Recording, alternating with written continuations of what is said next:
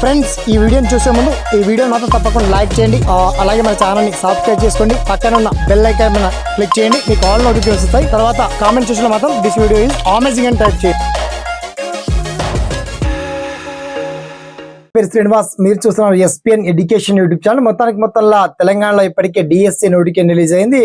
Already నిన్నటి నుంచి మనకి దరఖాస్తు అప్లికేషన్ కూడా స్టార్ట్ అయింది. అయితే ఈ నేపథ్యంలో మొత్తానికి మళ్ళీ TET exam, Telangana teachers eligibility test conduct చేయాలని చెప్పేసి నిరుద్యోగులు ఆందోళన వ్యక్తం చేశారు. దీనికి సంబంధించి పర్టికులర్ డీటెయిల్స్ మనం షార్ట్ కట్ లో తెలుసుకుందాం. ఓకేనా? So let start our topic.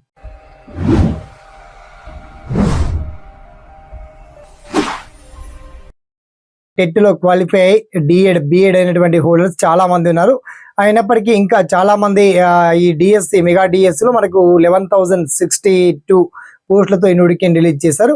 అయితే ఆయా జిల్లా కలెక్టరేట్ వద్ద కావచ్చు, డిఓ ఆఫీసుల వద్ద కావచ్చు, మొత్తానికి తెలంగాణలో మరొక్కసారి అంటే టెట్ కమ్ డిఎస్సి అంటే టెట్ డిఎస్సి ఎగ్జామ్ కంటే ముందే వన్స్ టెట్ ఎగ్జామ్ నిర్వహించాలని చెప్పేసి నిరుద్యోగులు ఆందోళన వ్యక్తం చేస్తున్నారు. అయితే విద్యాశాఖ ఇచ్చినటువంటి కీలక అప్డేట్ ప్రకారం చూస్తే కనుక టెట్ మాత్రం ఇప్పట్లో ఉండదు.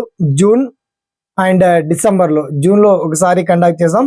అంటే ఎవ్రీ ఇయర్ ఎన్సీఆర్టీ రూల్స్ ప్రకారం విద్యాశాఖ విద్యా హక్కు చట్టం ప్రకారం మొత్తానికి ప్రతి ఏడాదికి 2 సార్లు టెట్ నిర్వహించి తీరుతామని ఆ తేదీలు కూడా ప్రకటించి మొత్తానికి జూన్లో ఒకసారి, తర్వాత డిసెంబర్లో మరొకసారి 2 సార్లు, ప్రతి సంవత్సరం 2 సార్లు టెట్ ఎగ్జామ్ను తప్పకుండా నిర్వహించి తీరుతామని చెప్పేసి మాత్రం విద్యాశాఖ సమాధానం ఇచ్చింది.